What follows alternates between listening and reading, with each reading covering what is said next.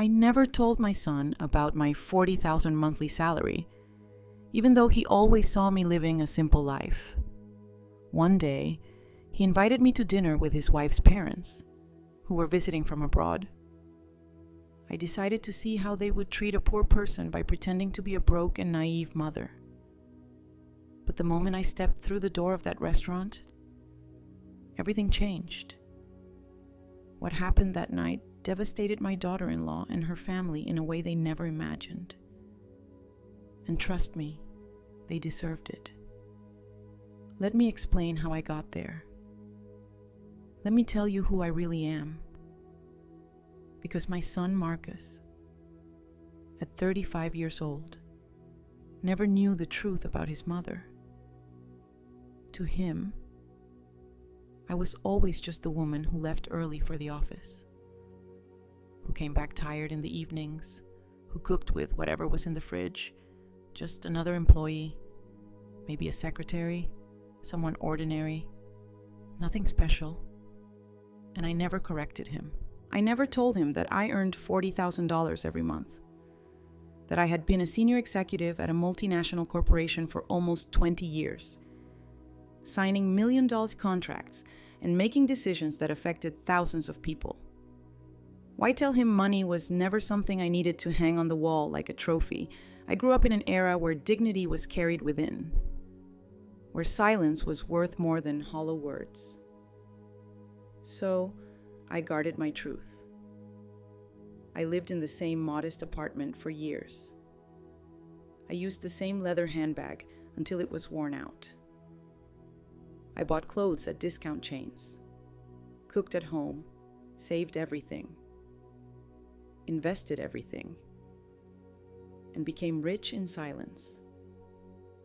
Because true power doesn't shout. True power observes. And I was observing closely when Marcus called me that Tuesday afternoon. His voice sounded different. Nervous. Like when he was a kid and had done something wrong. Mom, I need to ask you a favor. Simone's parents are visiting from overseas. It's their first time here. They want to meet you. We're having dinner on Saturday at a restaurant. Please come. Something in his tone made me uncomfortable. It wasn't the voice of a son inviting his mother. It was the voice of someone asking not to be embarrassed, to fit in, to make a good impression. Do they know anything about me? I asked calmly. There was a silence. Then Marcus stammered. I told them you work in an office, that you live alone, that you're simple, that you don't have much. There it was, the word simple, as if my entire life could be contained in that miserable adjective, as if I were a problem he needed to apologize for. I took a deep, deep breath. Okay, Marcus, I'll be there. I hung up and looked around my living room, old but comfortable furniture, walls without expensive artwork, a small TV, nothing that would impress anyone. And at that moment, I decided if my son thought I was a poor woman, if his wife's parents were coming ready to judge, then I would give them exactly what they expected to see. I would pretend to be broke, naive, and desperate. A mother barely surviving. I wanted to feel firsthand how they treated someone who had nothing. I wanted to see their true faces because I suspected something.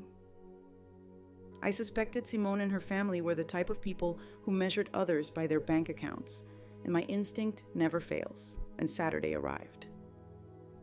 I dressed in the worst outfit I owned, a light gray, shapeless, wrinkled dress, the kind they sell at a thrift store, old, worn-out shoes, no jewelry, not even a watch. I grabbed a faded canvas tote bag, pulled my hair back into a messy ponytail, and looked in the mirror. I looked like a woman broken by life. Forgettable. Perfect. I got into a taxi and gave the address. A high-end restaurant in the most exclusive part of the city. The kind where the menu doesn't list prices, where each table setting costs more than the average person's monthly salary. As we drove, I felt something strange, a mix of anticipation and sadness. Anticipation because I knew something big was coming. Sadness because a part of me still hoped I was wrong. I hoped they would treat me well, that they would be kind, that they would look past the old clothes. But the other part, the one that had worked 40 years among corporate sharks, that part knew exactly what was waiting for me. The taxi stopped in front of the restaurant. Warm lights, a doorman in white gloves, elegant people entering.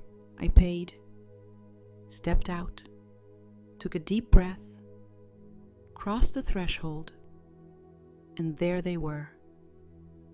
Marcus was standing next to a long table near the windows. He wore a dark suit, a white shirt, and shiny shoes. He looked anxious. Beside him was Simone, my daughter-in-law.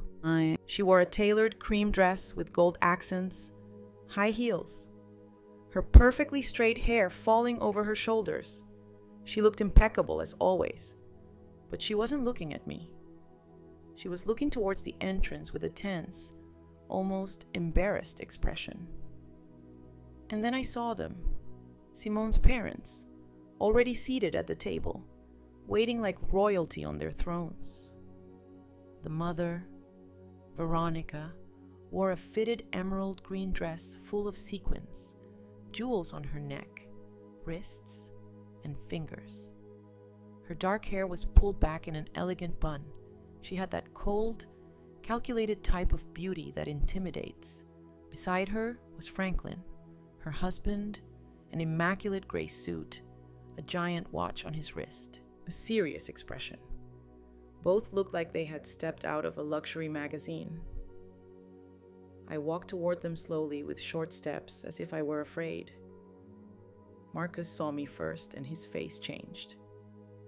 His eyes widened. He looked me up and down. I noticed him swallow. "Mom, you said you'd come." His voice sounded uncomfortable. "Of course, son. Here I am." I smiled timidly, the smile of a woman unaccustomed to such places. Simone greeted me with a quick kiss on the cheek, cold, mechanical. "Mother-in-law, it's nice to see you." Her eyes said the opposite. She introduced me to her parents in a strange, almost apologetic tone. "Dad? Mom? This is Marcus's mother?" Veronica looked up, studied me. And in that instant, I saw everything. The judgment, the disdain, the disappointment. Her eyes scanned my wrinkled dress, my old shoes, my canvas tote. She didn't say anything at first, just extended a hand, cold, quick, and weak. A pleasure. Franklin did the same. A weak handshake, a false smile, charmed. I sat down in the chair at the end of the table, the one furthest from them, as if I were a second-class guest. No one helped me pull out my chair. No one asked if I was comfortable. The waiter arrived with the elegant, heavy menus written in French. I opened mine and pretended not to understand anything. Veronica watched me. "Do you need help with the menu?" she asked with a smile that didn't reach her eyes. "Yes. Please, I don't know what these words mean." My voice came out small, timid. She sighed and ordered for me. "Something simple," she said. "Something that doesn't cost too much, and we don't want to overdo it." The phrase hung in the air. Franklin nodded. Marcus looked away. Simone played with her napkin. No one said anything, and I just watched. Veronica started talking first about general things, the journey from abroad, how tiring the flight was, how different everything was here. Then she suddenly began to talk about money. She mentioned the hotel where they were staying at $1,000 a night. She mentioned the luxury car they had rented, obviously. She mentioned the stores they had visited. We bought a few things, nothing major, just a few thousand. She spoke, looking at me, expecting a reaction, expecting me to be impressed. I just nodded. "How nice," I said. "That's lovely," she continued. "You know, Ara, we've always been very careful with money. We worked hard. We invested well. Now we have properties in 3 countries. Franklin has major businesses, and I oversee our investments." She smiled a smile of superiority.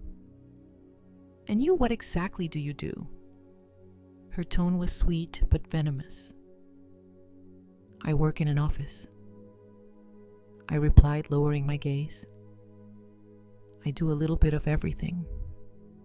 Paperwork, filing, simple things." Veronica exchanged a look with Franklin. "Ah, I see.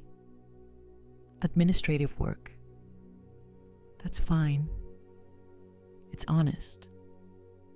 All jobs are dignified. Right?" "Of course," I replied. The food arrived. Enormous plates with tiny portions, all decorated like art. Veronica cut her steak with precision. "This cost $80, she said, "but it's worth it. Quality is worth paying for. One can't just eat anything. Right?" I nodded. "Of course. You're right." Marcus tried to change the subject, talking about work and some projects. Veronica interrupted him. "Son, does your mother live alone?" Marcus nodded. "Yes, she has a small apartment." Veronica looked at me with feigned pity. "It must be difficult, isn't it? Living alone at your age without much support? And does your salary cover everything?" I felt the trap closing. I barely replied. "But I manage. I save where I can. I don't need much." Veronica sighed dramatically. "Oh, Elara, you're so brave. Truly, I admire women who struggle alone. Although, of course, one always wishes to give our children more, to give them a better life. But oh well, everyone gives what they can." There was the subtle but deadly blow. She was telling me I hadn't been enough for my son, that I hadn't given him what he deserved, that I was a poor, insufficient mother. Simone was looking at her plate. Marcus was clenching his fists under the table.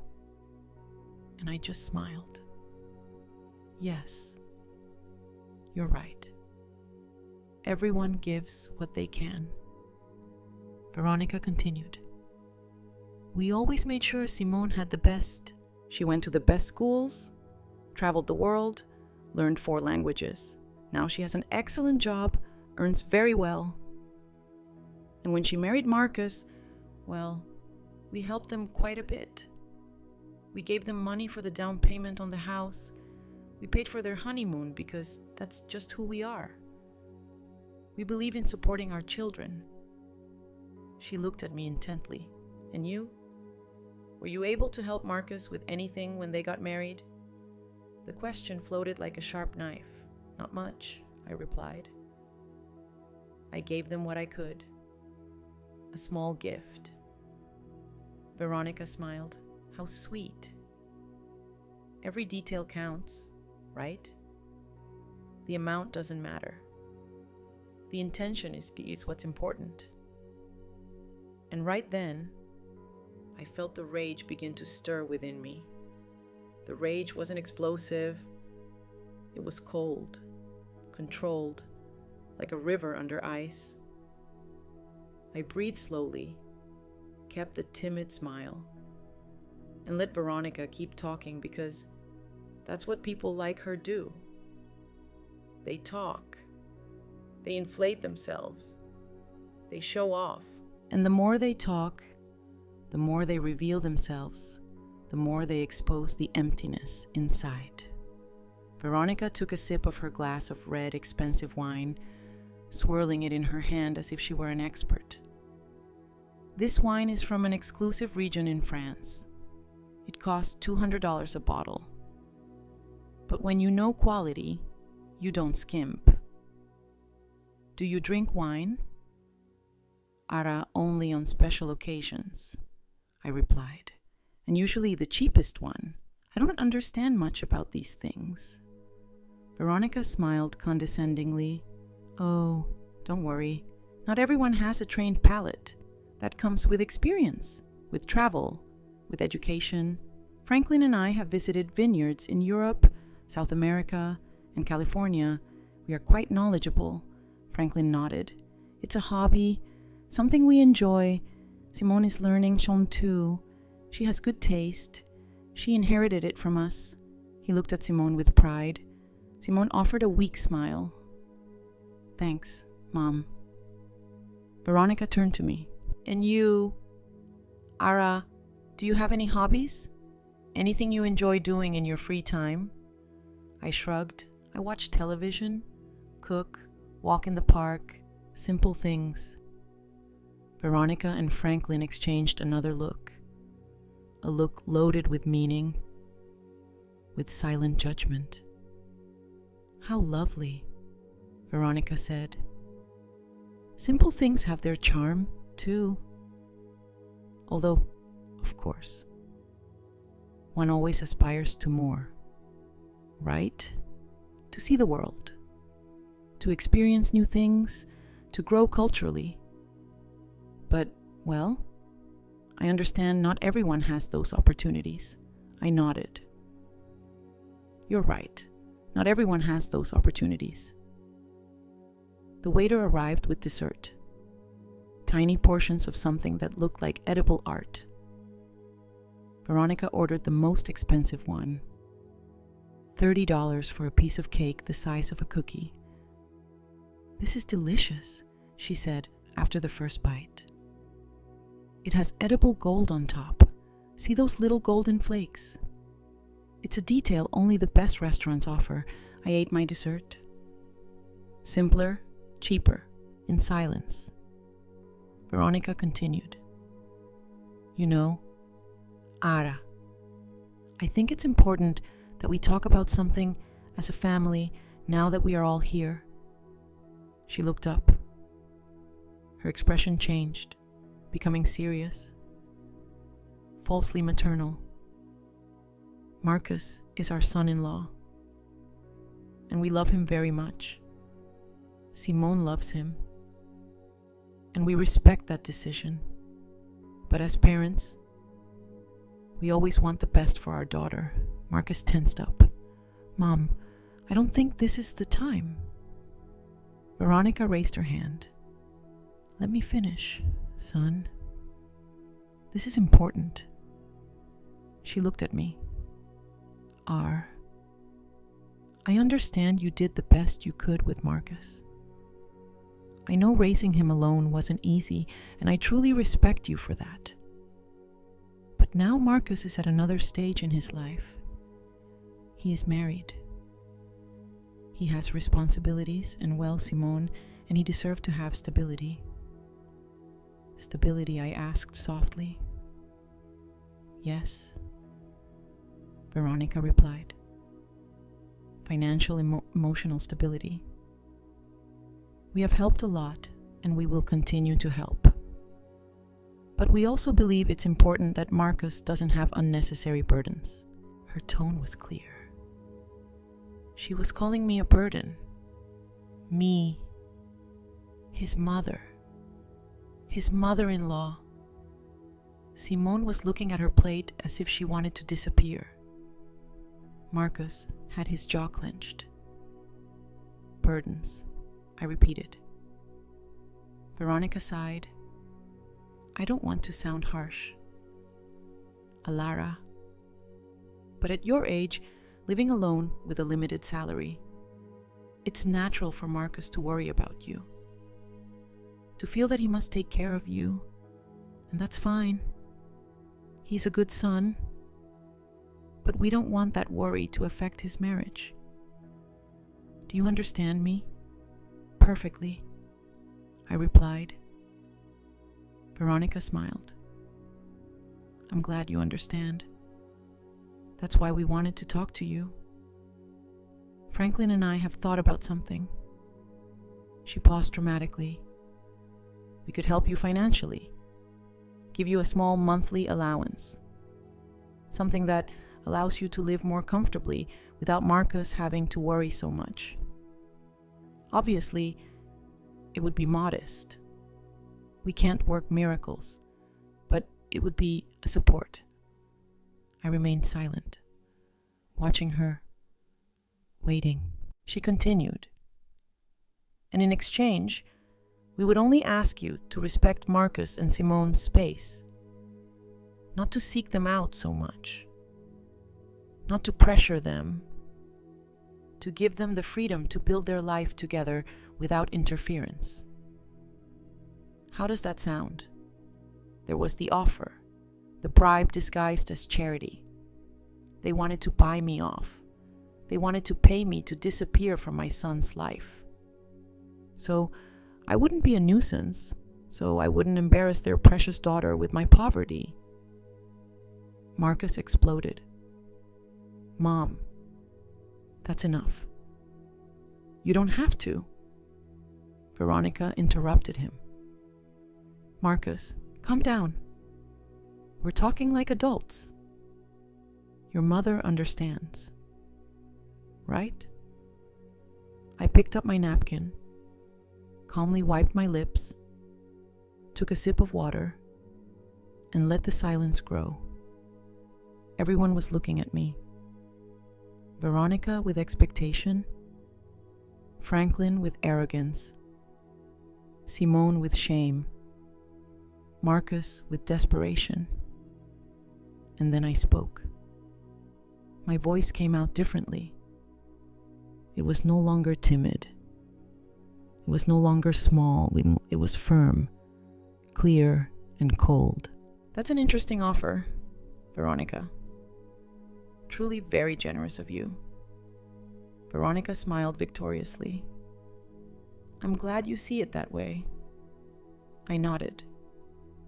But I have a few questions just to understand clearly.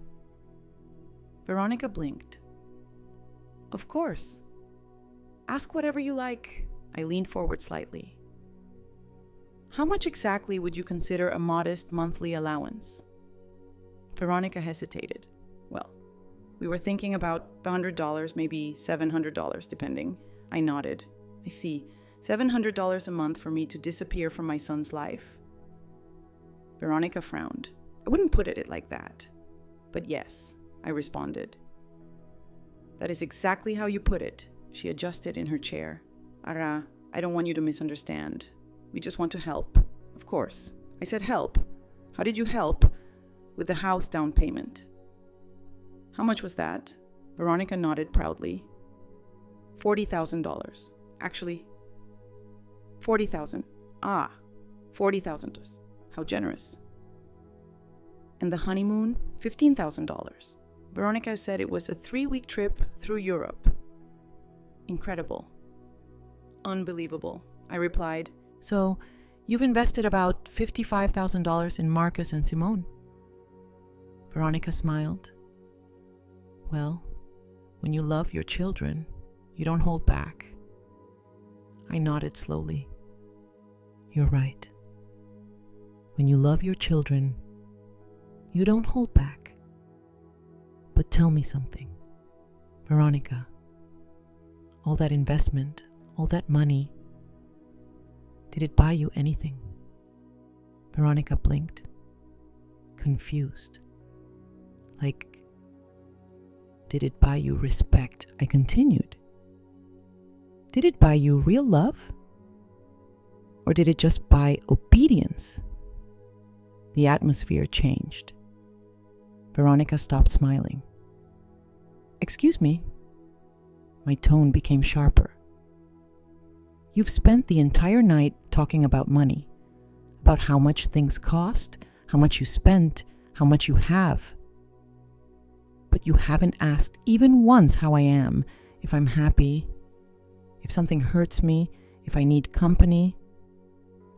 You have only calculated my worth, and apparently I'm worth $700 a month. Veronica paused. I didn't. Yes, I interrupted her. Yes, you did. Since I arrived, you've been measuring my value with your wallet. And do you know what I discovered?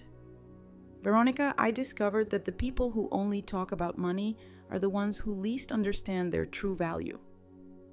Franklin intervened. I think you are misinterpreting my wife's intentions. I looked at him directly. And what are her intentions? To treat me with pity, to humiliate me throughout dinner, to offer me alms so I'd vanish. Franklin opened his mouth but said nothing. Marcus was pale. Mom, please. I looked at him. No. Marcus, please don't. I'm done being quiet. I placed the napkin on the table. I leaned back in my chair. There was no more timidity in my posture. No more shrinking. I looked Veronica directly in the eyes. She held my gaze for a second, then quickly looked away, uncomfortable. Something had changed, and she felt it. Everyone felt it. Veronica, you said something very interesting a moment ago. You said you admire women who struggle alone, who are brave. Veronica nodded slowly. Yes, I did. Then let me ask you something. Have you ever struggled alone? Have you ever worked without your husband backing you? Have you ever built something with your own two hands, without your family's money? Veronica stammered. I have my own achievements. Like what I asked with genuine curiosity. Tell me. Veronica adjusted her hair.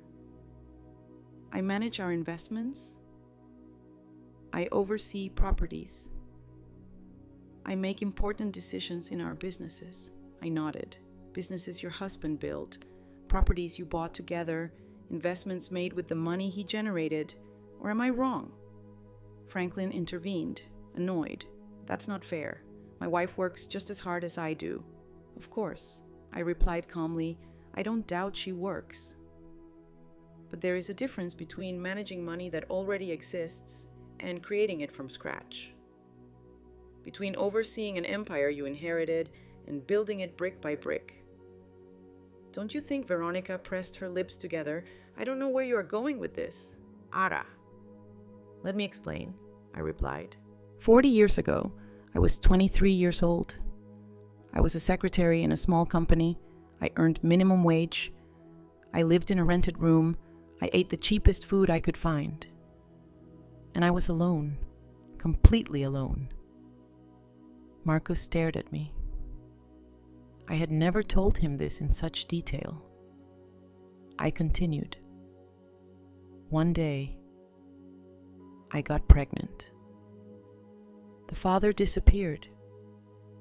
My family turned their backs on me. I had to decide whether to keep going or give up. I chose to keep going. I worked until the last day of my pregnancy. I went back to work 2 weeks after Marcus was born. A neighbor took care of him during the day. I worked 12 hours a day. I paused and drank some water. No one spoke. I didn't stay a secretary. I studied at night. I took courses. I learned English at the public library. I learned accounting, finance, administration.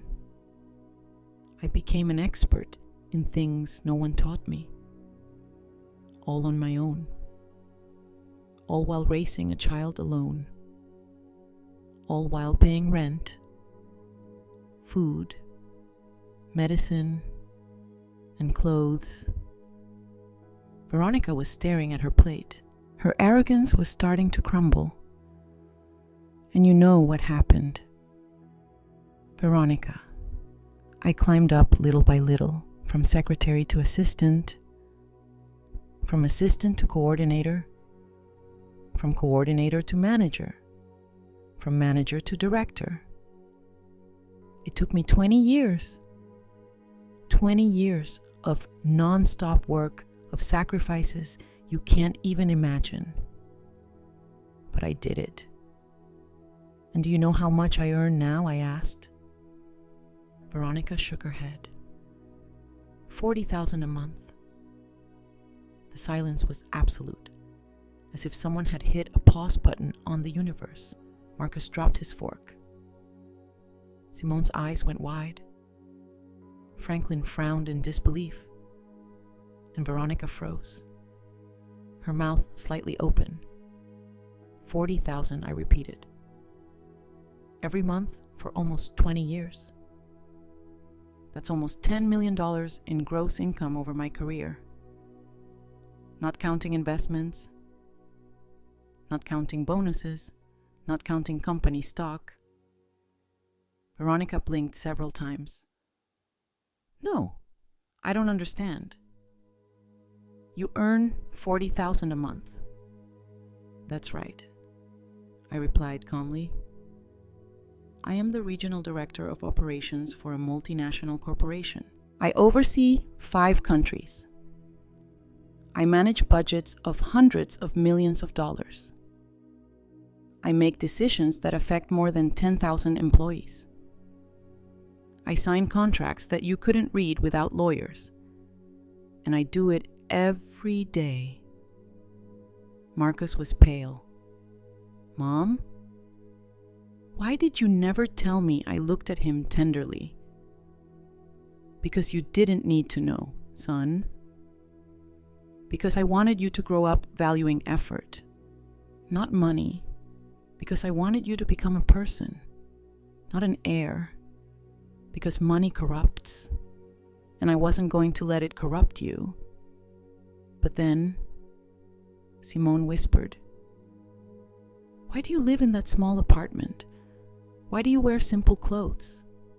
Why don't you drive a luxury car? I smiled. Because I don't need to impress anyone. Because true wealth isn't shown off. Because I learned that the more you have, the less you need to prove it. I looked at Veronica. That's why I came dressed like this tonight. That's why I pretended to be poor. That's why I acted like a broke and naive woman. I wanted to see how you would treat me if you thought I had nothing. I wanted to see your true colors. And boy, did I see them. Veronica. I saw them perfectly. Veronica was red with shame, rage, and humiliation. This is ridiculous. If you earned so much money, we would know. Marcus would know. Why would he believe you are poor because I let him? I replied, because I never talked about my job. Because I live simply. Because the money I earn, I invest. I save. I multiply. I don't spend it on flashy jewelry or showing off in expensive restaurants. Franklin cleared his throat. Even so, this doesn't change the fact that you were rude. that you misinterpreted our intentions. Really, I looked at him fixedly. I misinterpreted when you said I was a burden to Marcus.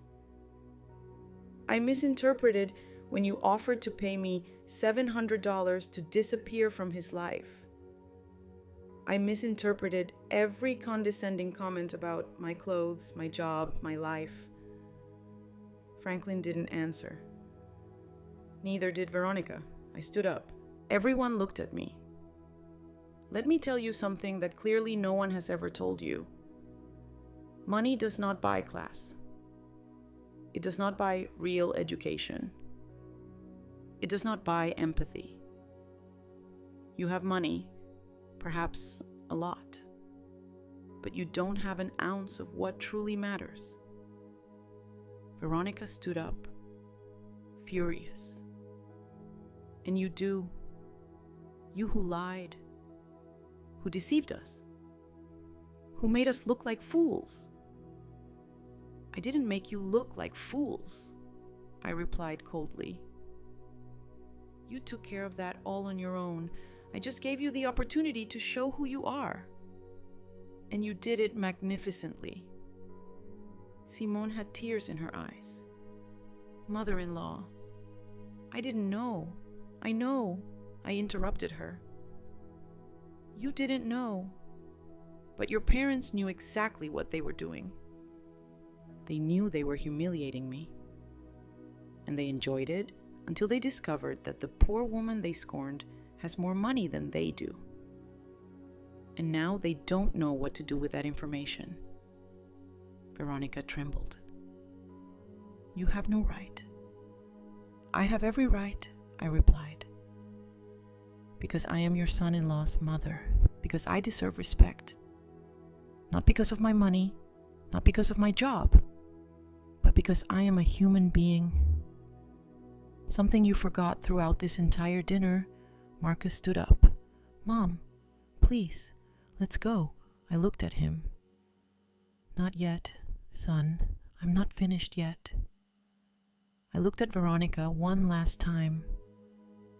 You offered to help me with $700 a month. Let me make you a counter offer. I will give you $1 million right now if you can prove to me that you ever treated someone kindly who didn't have money. Veronica opened her mouth, closed it, and said nothing.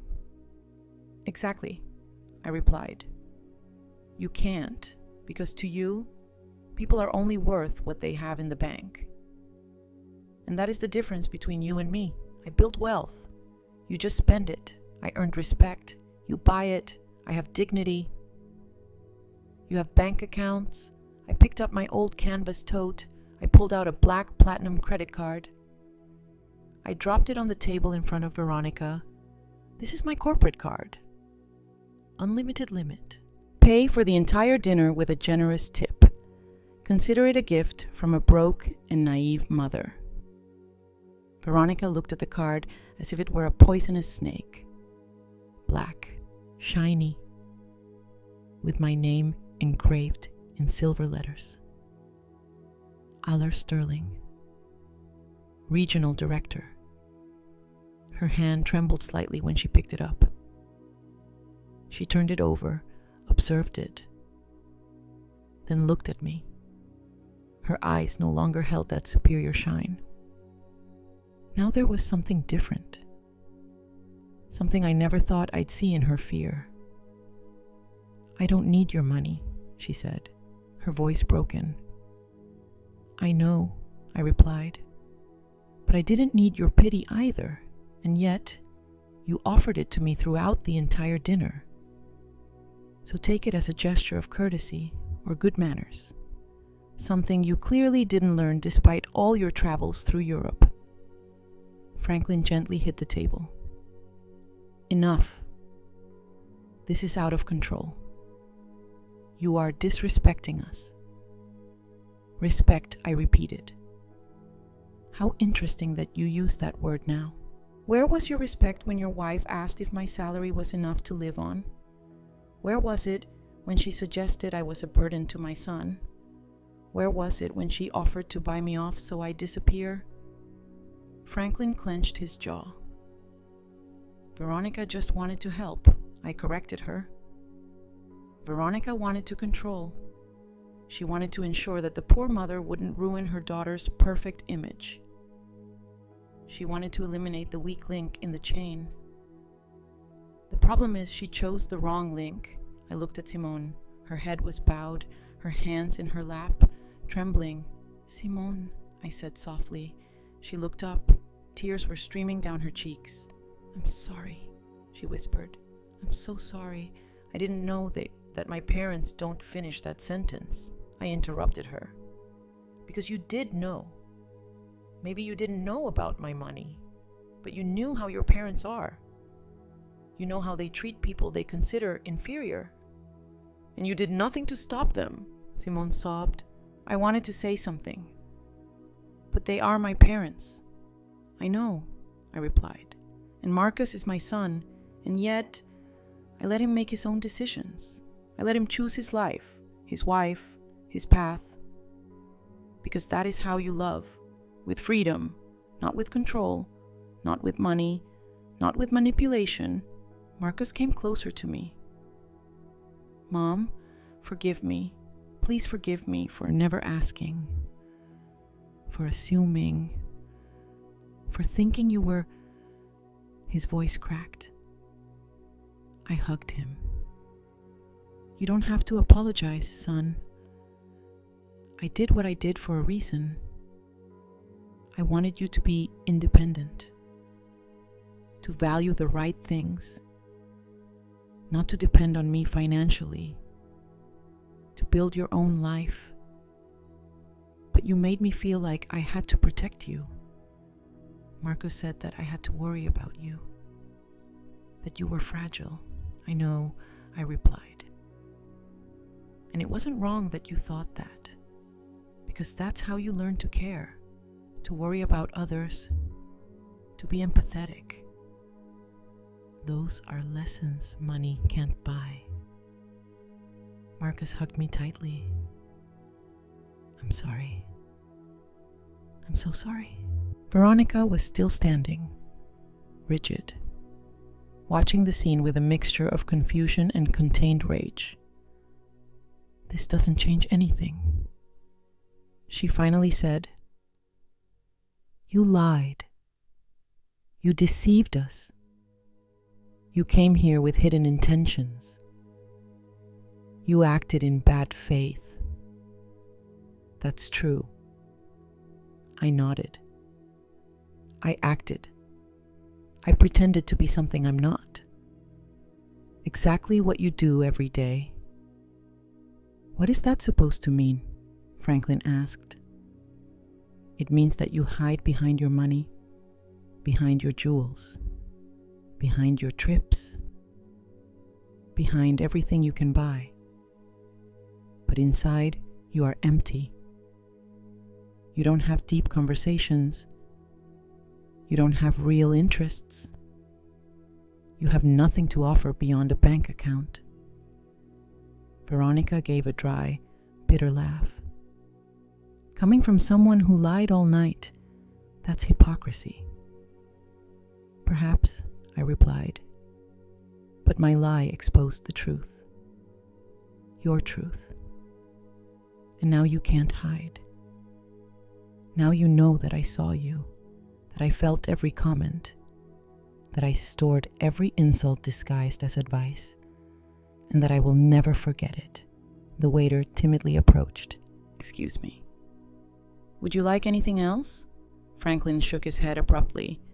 "Just a check." The waiter nodded and disappeared. Veronica sat back down, defeated.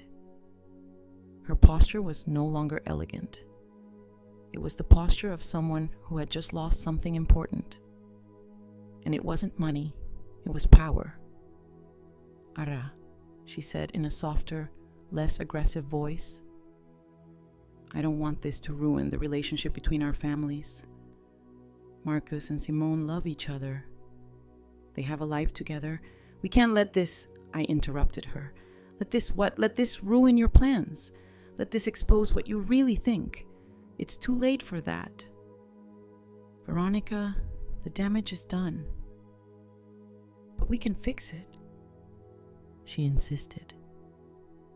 We can start over. No. I cut her off firmly. We can't, because now I know who you are and you know who I am. And that truth cannot be erased with empty apologies or fake smiles.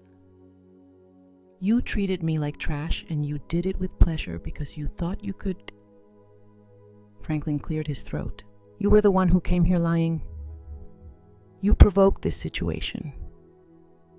You're right. I nodded. I provoked this because I needed to know. I needed to confirm what I already suspected. That you are not good people. That your money doesn't make you better. That you are exactly the kind of people who despise others for not having the same things. Veronica wiped away a tear. We are not bad people. Maybe not, I replied. But you are definitely not good.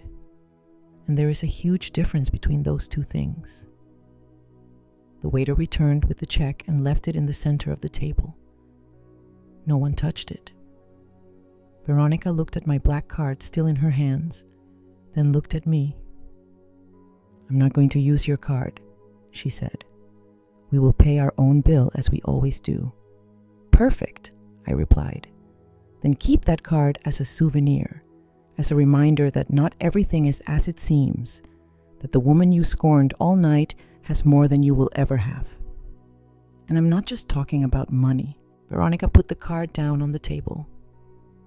I don't want it. I don't want your moral lecture either. I pushed it back toward her. Keep it anyway, because something tells me you'll need it. Someday you'll run into someone like me, someone who pretends to be less than they are, and you'll make the same mistake again, because people like you never learn. Franklin took out his wallet, pulled out several credit cards, all golden, all shiny. He chose one and put it on the check. The waiter took it and left. No one spoke during those waiting minutes. The silence was thick, uncomfortable, and heavy. Simone cried quietly. Marcus held my hand. Veronica stared at the wall. Franklin checked his phone to avoid eye contact. The waiter returned. Sir, your card was declined. Franklin looked up abruptly. How was it declined? The waiter repeated. Declined. Do you have another form of payment? Franklin turned red. That's impossible. That card has an extremely high limit. It must be a system error. The waiter shrugged. I can try again if you like. Franklin handed him another card. The waiter left. Veronica nervously looked at her husband. What happened, I don't know, Franklin replied, irritated. It must be a bank error. Maybe they froze the account for security. It happens sometimes when you travel. I nodded with feigned understanding. Of course. Those things happen. How inconvenient. The waiter returned again. I'm sorry, sir. This one was also declined.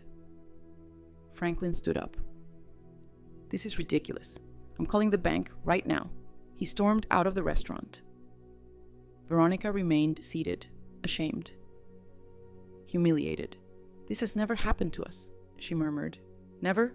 What terrible timing, I commented without emotion. Marcus looked at the check. Mom, No, I interrupted him. You are not paying for anything. I took out my wallet. A simple old leather wallet. I pulled out another card. This one was not black. It was transparent, made of heavy metal. A card that less than 1% of people in the world possess. I put it on the table in front of Veronica. She looked at it. Her eyes widened. She recognized what it was. That's a Centurion card. That's right, I replied.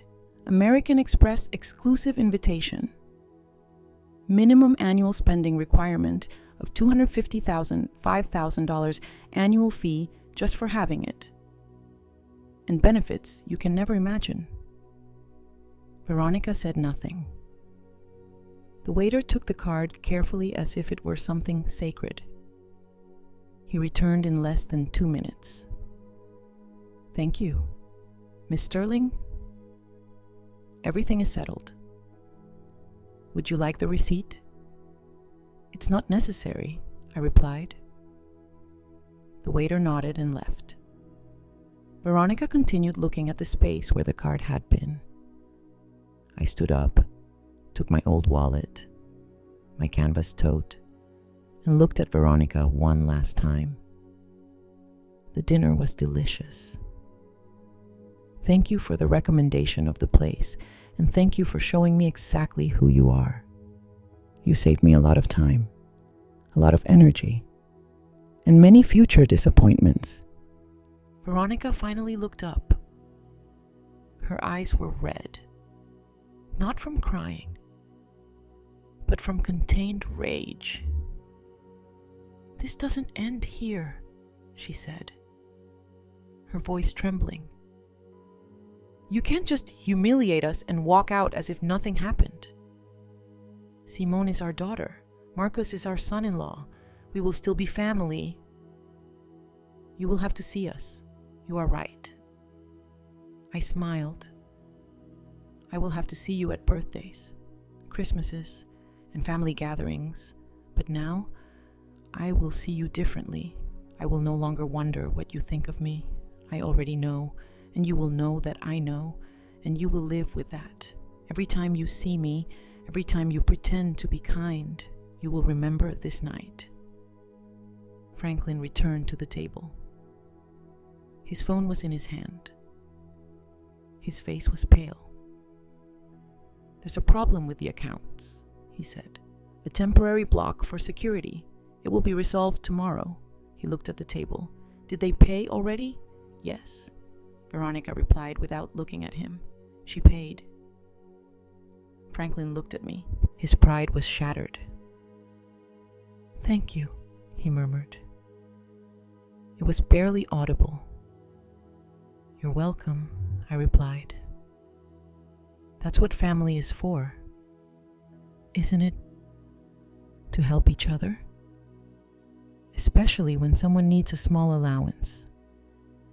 Say $700, or in this case, $800, which is what this dinner cost. Franklin closed his eyes. Veronica clenched her fists in her lap. Marcus approached. Mom, let's go, please. It's enough. I looked at him. You're right. It is enough. I turned to Simone.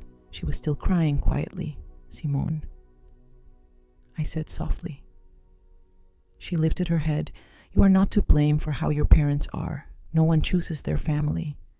But you do choose how you act, how you treat others, how you will raise your own children someday. Simone nodded through her tears. I'm sorry, she whispered again. Don't apologize again. I told her. Just learn. Learn that money does not define people. That humility is not weakness. That respecting others costs nothing. And that if you ever have children, teach them to see the heart of people, not their bank account. Simone sobbed harder. Marcus hugged her. Veronica looked away. Franklin checked his phone again. Avoiding all eye contact, I headed for the exit. I took a few steps, then stopped and turned around one last time. Veronica, one more thing. She looked at me. Do you remember when you said you speak 4 languages? Veronica frowned. What does that have to do with anything? Just curious, I replied. In which of those 4 languages did you learn to be kind? Because clearly it wasn't in any of them. Veronica opened her mouth, but no words came out. Exactly, I said. You can speak 100 different languages and still not say anything worth listening to. I walked out of the restaurant. Marcus walked beside me. The fresh night air hit my face. I breathed deeply. I felt as if a huge weight had been lifted off me. Not a physical weight, but an emotional one. The weight of pretending, of tolerating, of keeping silent. Marcus took my arm. Mom, are you okay? Perfectly fine, I replied. Better than ever. And you?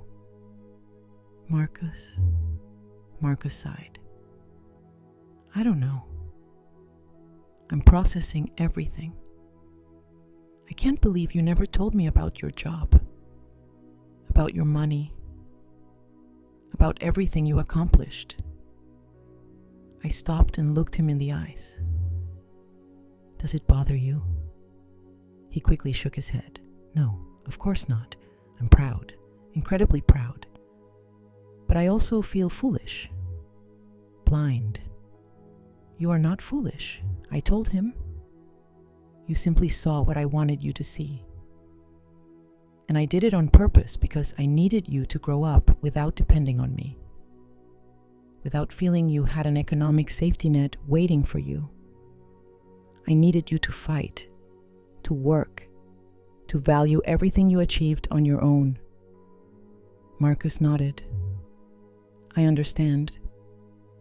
But now I also understand why you never complained, why you never asked for help, why you always seemed so calm, because you needed nothing.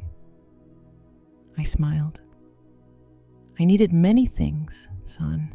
Only none of them could be bought with money. I needed to see you grow up, see you become a good man, see you make the right decisions. And I achieved that even marrying Simone. He asked in a weak voice. Even marrying Simone, I replied. She is not her parents. She can learn. She can change. But that depends on her and on you, on how you build your relationship, on what values you choose to follow. Marcus remained silent, processing, thinking. A taxi stopped in front of us. I had called for a rideshare as we left. I opened the door. Marcus stopped me. Mom, can I ask you something? Of course. Why did you do it? Why did you come pretending to be poor? Why didn't you just tell them the truth from the beginning? I closed the taxi door. I turned to him because I needed to know. Son, I needed to confirm if my suspicions were correct. If Simone's family was really as I imagined. And unfortunately, I was right. Marcus lowered his gaze. I'm sorry. You don't have to apologize for them, I told him. But you do have to decide what kind of husband you want to be. What kind of father you want to be someday. What do you mean? He asked. I mean that you have just seen two very different ways of handling money and power. Your in-laws' way and mine, they use it to control, to humiliate, to feel superior. I use it to have freedom, to help without showing off, to live peacefully. You decide which path to follow. Marcus slowly nodded. I understand. I opened the taxi door again and got in. I rolled down the window. Marcus came closer. Mom. One last question. Tell me. Are you ever going to forgive Veronica and Franklin? I thought about it for a moment. Forgiving doesn't mean forgetting, I replied. Nor does it mean allowing it to happen again. I might forgive them someday when I see a real change. When they start seeing people as people, not as numbers. But until then, I will simply be polite, distant, and extremely cautious. And me, Marcus asked, "Do you forgive me for not asking, for assuming, for allowing this dinner to happen?" I looked at him tenderly. "Son, there is nothing to forgive. You did what you thought was right. You wanted your family to meet. That is beautiful. What happened afterward was not your fault. It was theirs, and a little bit mine, too. Because I decided to play their game." Marcus smiled weakly. "You won. I won." I nodded, but I don't feel victorious. I feel tired and sad because I confirmed something I didn't want to confirm, that some people will never change, that some families are broken even if they have money, that there are voids no bank account can fill. The taxi driver cleared his throat. "Ma'am, should we go?" "Yes," I replied. "Give me 1 second." I looked at Marcus one last time. "Go to Simone. Talk to her. Listen to her. Support her. But also be honest. Tell her how you felt tonight. Tell her what you expect from her family and from her. Because if you don't establish boundaries now, this will happen again and again. I will." Marcus promised, "I love you, Mom. And I mean it more now than ever because now I know who you really are. And you are incredible." I smiled. "I love you too, son. I always have. I always will. No matter how much money I have or don't have. Because love has no price. And that is a lesson Veronica and Franklin will never learn." Marcus stepped away from the taxi. I gave a signal to the driver. "Can we go?" The taxi started. I looked out the window. I saw Marcus walking back toward the restaurant. His shoulders slumped, thoughtful. He was probably going back to find Simone, to face his in-laws, to have difficult conversations. And I felt proud because that meant he was maturing. He was learning. He was choosing to be better than the example he had just witnessed. The taxi sped through the city's illuminated streets. I closed my eyes and thought about everything that had happened. Every word, every look, every moment of tension. And I wondered if I had done the right thing. If I had been too harsh, too cruel, too vengeful. But then I remembered every disguised insult, every condescending comment, every look of disdain. And I knew that no, I hadn't been to anything. I had simply been honest.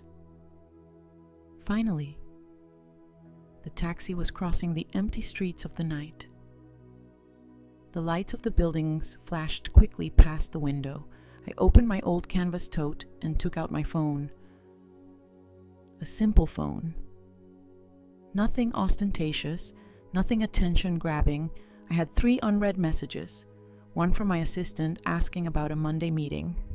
Another from a colleague congratulating me on a closed contract. And one from an unknown number. I opened the unknown message. It was from Simone.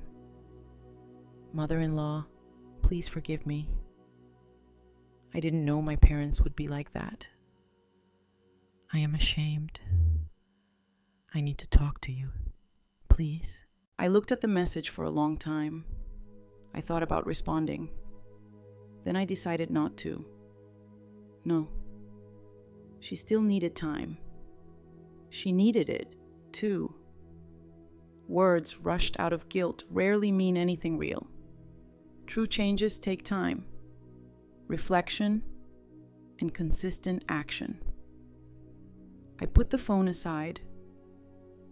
The taxi driver looked at me through the rearview mirror. "Excuse me for asking, wait, ma'am. Is everything okay?" I looked up at him. "Yes, everything is fine." "Why?" "Well, you got in very quietly. And normally the people who come out of that restaurant are happy, talking about how delicious the dinner was. You came out as if you had been in a war. I smiled slightly. Something like that. Was it that obvious? He shrugged. I've been driving a cab for 20 years. I've seen it all. Drunk people, people fighting, couples breaking up, families arguing. And you have that look of someone who just said something they'd been keeping inside for years. You're perceptive. I told him. It's my job, he replied. Plus, it helps pass the time. Do you want to talk about it? You don't have to, but sometimes it helps to tell things to a stranger. Someone who isn't going to judge you, someone who doesn't know you. I thought about his offer. It was tempting, but I shook my head. Thank you, but I think I've talked enough for today. He nodded. I understand. But let me tell you something. Whatever happened in there, you did the right thing. I know, because you are calm. You are not crying when you are not screaming. You are processing. And that means you spoke your truth. And the truth always brings peace, even if it hurts. His words surprised me. He was an older man, maybe 60 years old, with gray hair and working hands. A simple man like the one I pretended to be. Do you believe in the truth? I asked him. I believe in honesty, he replied. Not always the absolute truth, because the truth changes depending on who tells it. But honesty doesn't. Honesty is saying things the way you feel them without masks, without lies.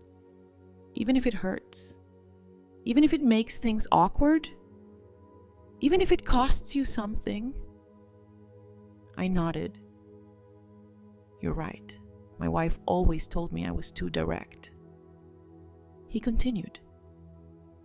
That I said things without a filter. That I hurt people without meaning to. And maybe she was right. But she also told me that she never doubted me because she knew that what came out of my mouth was real, not calculated, not manipulated, just real. I smiled.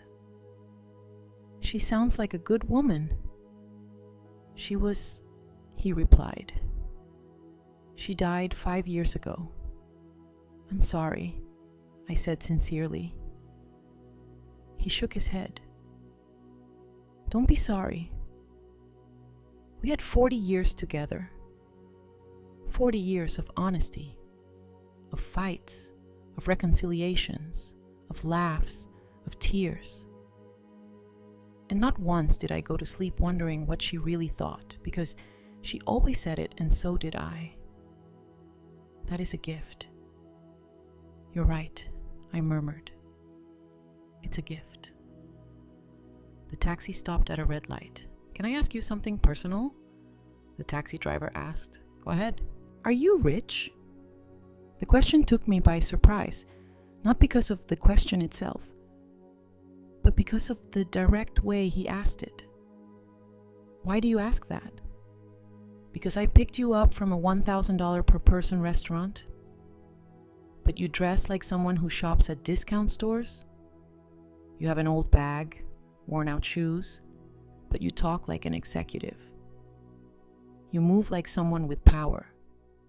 And you paid for my cab with crisp new bills that you pulled out of a wallet that looks 20 years old. Observant, I commented. Part of the job, he repeated. Then am I? It depends on how you define rich, I replied. If you're talking about money, yes, I have enough, more than enough. If you are talking about happiness, I also have peace, health, a son I love, work I am passionate about. That makes me rich in many ways. He nodded, satisfied. I knew there was something. Truly rich people don't need to prove it. The light changed to green. The taxi moved forward. And what happened in that restaurant? He asked. If it's not too indiscreet, I pretended to be poor, I replied, to see how they would treat me. He let out a loud laugh. Seriously, that is brilliant. And how did they treat you like trash? I said without emotion. They humiliated me.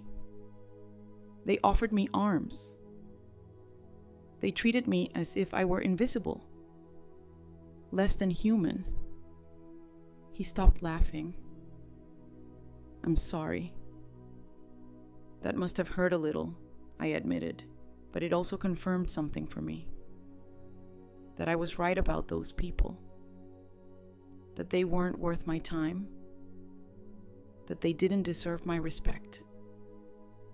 And now they know it. Now they know who I am. And they will have to live with that shame. The taxi driver whistled softly.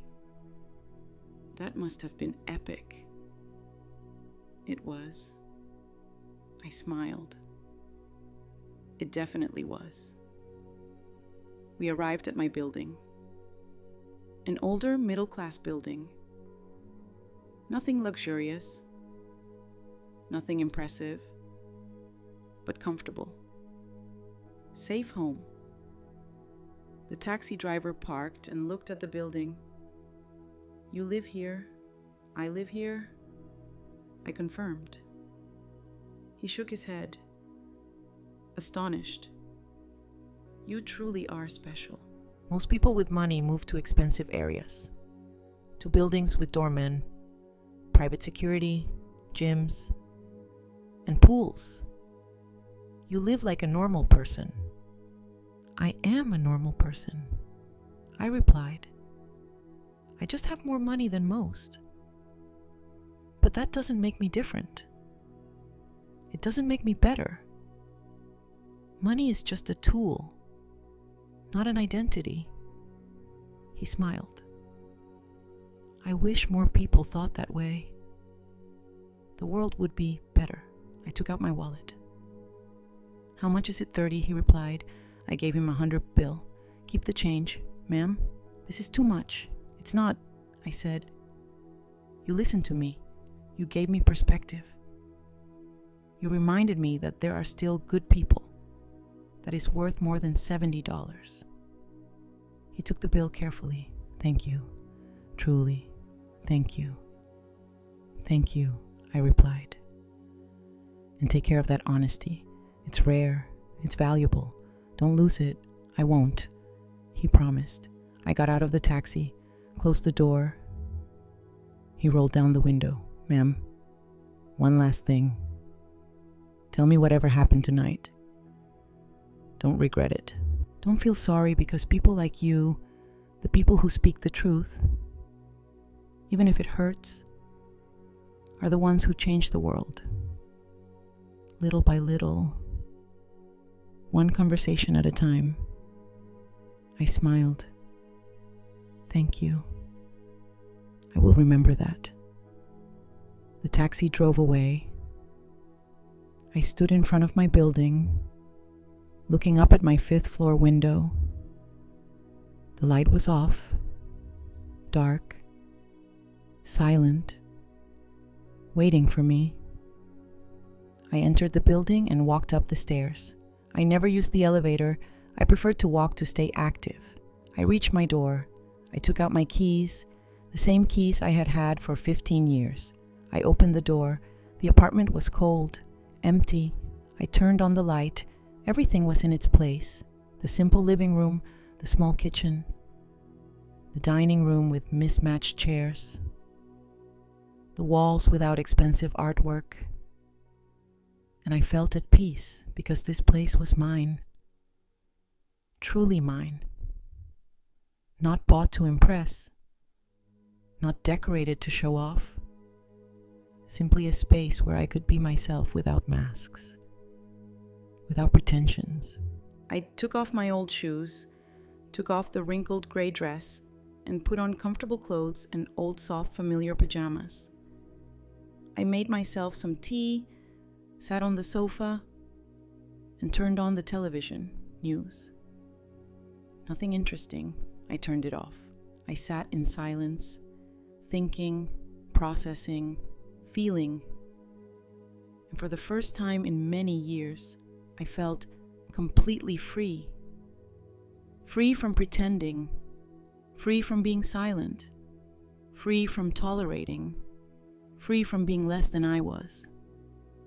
Because that night, I didn't just expose Veronica and Franklin. I also liberated myself from expectations, from judgment, from the need to hide who I was, and that was invaluable, more than any amount in my bank account. My phone vibrated, another message. This time from Marcus. Mom, did you get home safely? I smiled. I quickly replied, yes, son. I arrived perfectly fine. I'm home resting. His reply was immediate. I love you. Thank you for everything, for being who you are, for teaching me, for never giving up. I closed my eyes. I felt a tear roll down my cheek. Not from sadness, from relief, from love, from gratitude. I replied, I love you too. Always. I put the phone aside. I drank my tea. I looked around my simple apartment, my sanctuary, my truth, and I smiled. Because at the end of the day, it didn't matter how much money I had. It didn't matter how high I had climbed in my career. The only thing that mattered was this moment, this peace, this honesty with myself. I woke up early on Sunday, as always. 40 years of working had trained me to rise with the sun. Even though it was my day off, my body no longer knew how to sleep late. I prepared strong coffee, black. I sat by the window with a hot mug in my hands. I watched the city wake up, the vendors opening their stalls, people walking somewhere. Life continued as always, indifferent to personal dramas. My phone started ringing. It was a familiar number. Marcus, I answered. Good morning, son. His voice sounded tired. Mom, I need to talk to you. Did something happen? A lot, he replied. Last night, Simone and I talked for hours. Her parents were there too. It was intense. I took a sip of coffee. Tell me. Marcus sighed deeply. After you left, I went back to the restaurant. Veronica and Franklin were still there, waiting for their cards to work. It was humiliating for them. Simone was devastated, crying. And I was furious. More furious than I have been in years. I waited in silence. He continued. I told them everything. Everything I felt during that dinner. I told them I was ashamed of them. That they treated my mother like trash. That their behavior was unacceptable. That I wouldn't tolerate it ever again. And what did they say, I asked.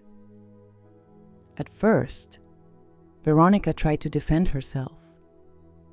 She said they just wanted to protect Simone, that they wanted to make sure I had a stable family, that they didn't have bad intentions. Franklin said I was exaggerating, that it had been a normal dinner, that your reaction was disproportionate. I squeezed the mug in my hands. Typical. But then Simone spoke. Marcus continued. She told her parents that they were wrong, that they had been cruel, that she had seen every comment, every look, every disguised insult, and that she was ashamed to be their daughter at that moment. His voice cracked. "Mom?" I had never seen Simone confront her parents like that. I smiled slightly. "That's good. It means she's waking up." Veronica got hysterical. Marcus said. She started yelling that Simone was ungrateful, that they had sacrificed everything for her, that they had given her the best life, that she had no right to judge them. Franklin backed her up. He said we were being manipulated by you, that you had planned everything to make them look bad. I let out a dry laugh. Of course. It's my fault. That's what made them angriest, Marcus said. I told them they were right, that you did plan everything, but that they fell into the trap because that's really how they are, because they really treat people they consider inferior badly, that you just gave them the opportunity to show themselves and they did it perfectly. Well said, I murmured. Thanks. I learned it from you. There was a silence. Then Marcus continued. Mom, I need you to know something. Last night, I made a decision. Simone and I are going to set boundaries with her parents. We are not going to cut off the relationship, but we are going to set clear rules. No comments about money, no comparisons, no attempts to control our lives. And if they can't respect that, then they will have to accept the consequences. And did they accept? I asked. No, he replied. They left furious. They said we were ungrateful, that we would regret it someday, that when we needed help, they wouldn't be there. Franklin said he was going to reconsider his will. Veronica said Simone had chosen the wrong family. I shook my head. Emotional blackmail. The last resort of people without arguments. Exactly, Marcus said, but it didn't work. Simone stood firm. I did, too. They left the restaurant without saying goodbye, without looking back. And honestly, Mom, I felt relief, as if a huge weight had been lifted off me. That's because it was. I told him, you lifted the weight of living under their expectations, under their control. Now you can build your life however you want, not as they dictate. Thank you, Mom, Marcus said, his voice emotional. Thank you for doing what you did last night. I know it was difficult.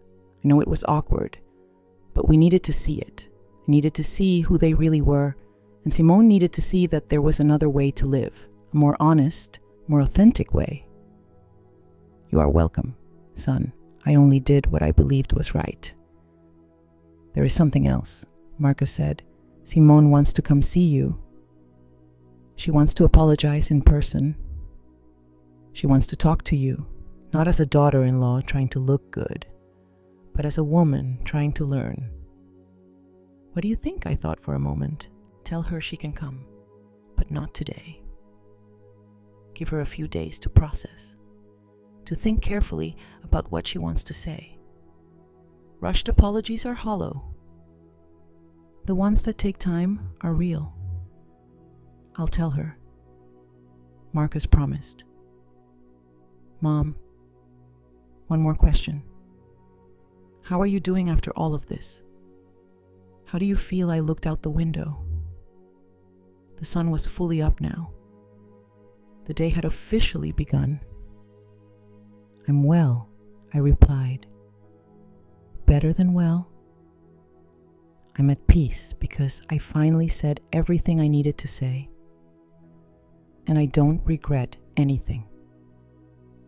I'm glad to hear that. Marcus said, I love you. I love you too. Rest. I'll see you soon. I hung up the phone, finished my coffee, and stood up. I decided to do something I hadn't done in a long time. Go for a walk aimlessly without rushing, just walking and thinking. I dressed in comfortable clothes, old jeans, a simple top, worn sneakers. I grabbed my keys and went out. The streets were full of life. Families strolling, children running, couples holding hands, vendors offering food. The smell of fresh bread filled the air. I walked through the nearby park and sat on a bench, watching people pass by, and I realized something. Most of these people probably didn't have much money. They lived with just enough, worked hard, and struggled every day. But they smiled, hugged each other, and enjoyed the moment. And then I thought about Veronica and Franklin with all their money, their properties, their trips, their jewels. Were they really happy, or were they just busy trying to prove something, trying to fill a void with material things, trying to buy value, respect, and love, things that could never be bought? An older woman sat down next to me. "Good morning," she said with a smile. "Good morning," I replied. "Beautiful day, isn't it?" she commented. "Very beautiful," I nodded. She took bread from her bag and started feeding the pigeons. "I come here every Sunday," she said. "It's my moment of peace before the week gets crazy again." "I understand that," I said. I needed a moment of peace, too. "Difficult week?" she asked. "Something like that," I replied. "More like a difficult night." She nodded wisely. "Sometimes a single night can change everything." "You're right," I murmured. "Can I give you some unsolicited advice?" "Go ahead," I smiled. She pointed to the pigeons. "Look at those birds. Some are big, some are small, some have pretty feathers, others have scruffy feathers, but they all eat from the same bread. They all share the same space. None of them thinks they are better than the others." "That's a nice metaphor," I said. "It's not a metaphor," she replied. "It's the truth. Humans are the only animals that invent false hierarchies that measure value with external things. Pigeons don't do that. They just live. They just are. We should learn from them," I smiled broadly. "You are completely right. I should give classes to some people I know." She laughed. "Oh, child. At my age, I don't give classes. I just observe and share what I see. But most people don't listen. They're too busy running, buying, competing, forgetting that in the end we all end up in the same place. With or without money, with or without jewels, with or without properties. We all end up turning into dust." "How philosophical," I commented. "How realistic," she corrected. "I have lived 82 years. I have seen it all. And I can tell you something. The most miserable people I met were the ones who had the most because it was never enough. They always wanted more. They always competed. They always compared. And they died without having truly lived, without having truly loved, without having truly been." Her words resonated deep within me, as if she had touched upon something I already knew, but hadn't articulated. "Thank you," I told her, "for sharing that." She patted my hand. "You're welcome, man-child. And remember, it doesn't matter how much you have or don't have. What matters is how you treat others, because that is what remains." That is what transcends. That is the only inheritance worth having. She slowly stood up, put her empty bag away, and waved goodbye. Have a beautiful Sunday. You too, I replied. I watched her walk away, a small woman hunched with age, wearing old clothes and worn shoes, but with more wisdom than all the Veronicas and Franklins in the world combined. And I felt grateful for that encounter, for that reminder, for that truth, and powerful. I stayed on the bench for a while longer, thinking, feeling, processing everything that had happened. And I came to a conclusion. I didn't regret anything. No word, no action. Because everything I did last night was necessary. It was liberating. It was honest. And honesty, even when it hurts, is always the right path. 3 days passed before Simone knocked on my door. 3 days of silence, processing, and reflection. When I heard the bell ring that Wednesday afternoon, I knew who it was. I opened the door. There she was without makeup, her hair pulled back in a simple ponytail, dressed in jeans and a plain top, no jewelry, no heels. She looked vulnerable, real, different from the woman I had seen in the restaurant. "Mother-in-law," she said in a low voice, "may I come in?" I stepped aside. "Go ahead." She entered slowly, looking around, observing my apartment with new eyes. The simple living room, the old furniture, the walls without expensive decor. She sat on the sofa when I pointed to it. I sat across from her, waiting without pressuring, letting her find her words. "I don't know where to start," she finally said. "Start where you feel ready," I replied. She took a deep breath. "I came to apologize. But not just with words. I came to explain why my parents are the way they are and why I stayed silent for so long." I listened in silence. Simone continued, her voice trembling. "My parents grew up poor in a small town overseas, without electricity, without running water, working in the fields since they were children. They saw their own parents die young due to lack of medicine, lack of money. They went hungry. They suffered. And they promised themselves they would never be poor again. They would do whatever it took to get out of there." I nodded. "I understand. That explains a lot. They worked like animals." Simone continued. "They saved every penny. They immigrated looking for opportunities. Franklin built his business from scratch, literally from scratch. And when they started earning money, they never forgot what it was like not to have it. That's why they talk about it so much. That's why they measure everything by that standard. Because to them, money means survival. It means security. It means never going back to that dark place. It's understandable." "C'est nous," I said. "Trauma does strange things to people." Simone nodded. "But that doesn't excuse how they treated you, I know. And I want you to know that I saw everything. Every comment, every look, every insult, and I stayed silent because I've been doing that my whole life.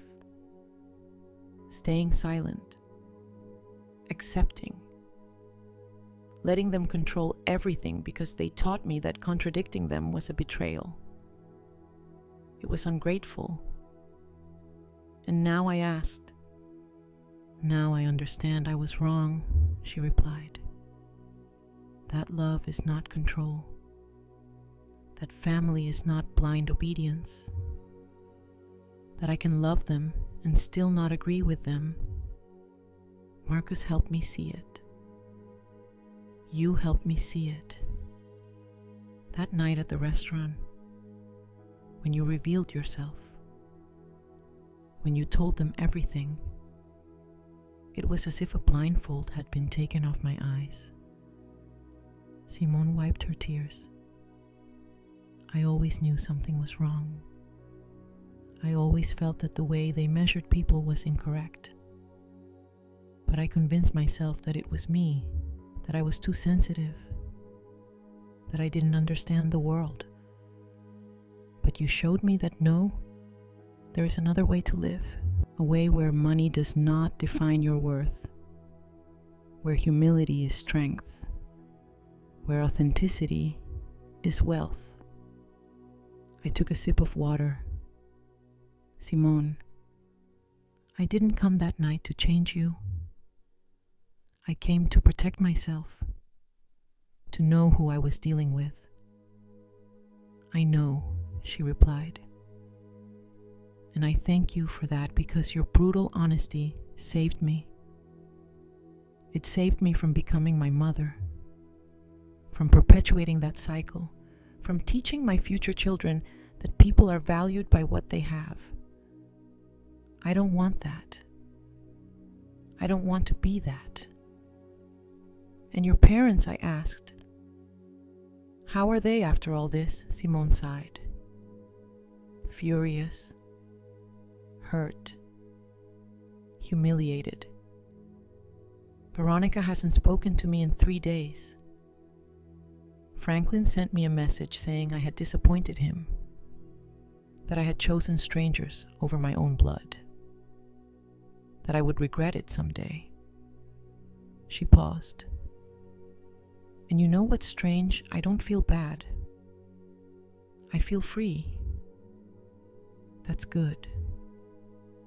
I said it means you made the right decision. Simone nodded. Marcus and I set boundaries. We told them they can be a part of our lives, but only if they respect us. If they respect our decisions. If they stop trying to control us with money or emotional blackmail. And if they can't do that, then they will have to accept a distant relationship. How did they take that, I asked. Badly. Simone replied. Veronica said we were ungrateful, that they had sacrificed everything for me.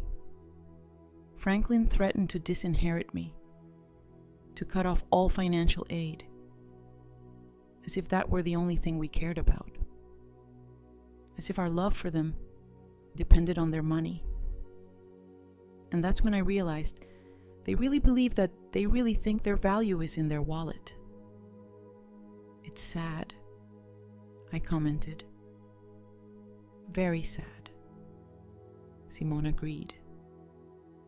Because they have so much and enjoy nothing. They just accumulate, compete, show off. But they never stop to ask themselves if they are happy, if they have peace, if they have real connections with people. They just count their properties and feel victorious, while inside they are empty. She was silent for a moment. Then she looked at me directly. Mother-in-law, I want to ask you for something. Tell me. I want to learn from you. I want you to teach me how to live with dignity, how to be rich without needing to prove it, how to have peace in the midst of chaos, how to be strong without being cruel. Because that night, I saw something in you that I never saw in my parents. I saw class. I saw real power. I saw a woman who didn't need to shout to be heard. I smiled tenderly. Simone, I can't teach you that. That is learned by living, by making mistakes, by falling, by getting up. The only thing I can do is share my experience and tell you that the path is not easy. You will face criticism, judgment, people who won't understand why you live differently. But if you stay true to yourself, if you live according to your values, you will find peace. And that peace is worth more than any amount of money. I want to try, Simone said. I want to be better, not just for Marcus, but for me. Because I deserve to live without that constant pressure, without that need to impress, without that fear of not being enough. Then do it, I told her. But don't do it all at once. Do it little by little. Start by questioning your habits, your purchases, your motivations. Ask yourself before every decision, is this for me or for others? Does this bring me peace or just appearance? Simone nodded, taking mental notes. And my parents? Do you think they will ever change? I looked at her with honesty. I don't know. Change requires you to recognize a problem, and they don't believe they have one. They believe the world is wrong, that people are ungrateful, that they are victims, until they see that change is not possible. But you can change. You can break the cycle. I will, she promised, with Marcus' help, and I hope with your guidance, too. You don't need my guidance, I replied. You just need your internal compass. That voice that tells you what is right and what is wrong. That voice you silenced for years to please your parents. Listen to it. Trust it. Follow it. Simone wiped away the last tears. Thank you, mother-in-law, for everything. For your patience, for your honesty, for not giving up on us. There is nothing to thank me for, I said. Just promise me one thing.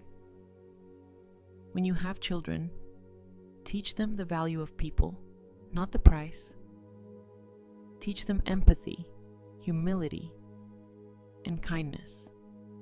Things that don't cost money, but are worth everything, I promise. Simone said firmly. I promise, with all my heart. We hugged. A real warm, honest hug. No acting. No masks. Just two women connecting as human beings. Simone left an hour later, lighter, freer, with hope in her eyes. I closed the door behind her. I sat back down on my sofa, looked around my simple apartment, and smiled because this was enough. This was everything. An honest space, an authentic life, real relationships. I didn't need more. I never needed more. My phone rang. It was a message from Marcus. Mom. Simone told me about her visit. Thank you for welcoming her, for listening to her, for giving her a chance. I love you more than words can express. I replied simply, I love you too, son, always. I put the phone aside. I sat by the window. I watched the sunset paint the sky orange and pink. And in that moment, I understood something fundamental. Real wealth is not about how much you have. It's about how much you enjoy what you have, how much peace you feel, how many genuine people surround you, how many times you can look in the mirror and be proud of who you are. Veronica and Franklin had millions, but I had this tranquility, this authenticity, this pure love for my son. and that made me infinitely richer than them. I never pretended to be poor again. I didn't need to. I had learned what I needed to learn. I had seen what I needed to see. And I had liberated what I needed to liberate. Veronica and Franklin continued to be who they were, rich in money, poor in spirit. But that was no longer my problem. I had spoken my truth. I had set my boundaries. I had protected my peace. And for the first time in a long time, I didn't have to pretend who I was. I was simply our mother, executive, woman, survivor, fighter, rich in every sense that truly mattered. And that was more than enough. It was everything. Did you like the story? And which city are you listening from? Let's meet in the comments. If you like the story, you can support me by sending a super thanks so I can keep bringing more stories like this. Thank you so much for your sweet support. I'm looking forward to your comments on the story. On the screen, you can see 2 new life stories that I highly recommend. There's so much more on my channel. Don't forget to subscribe. See you in the next life story with love and respect.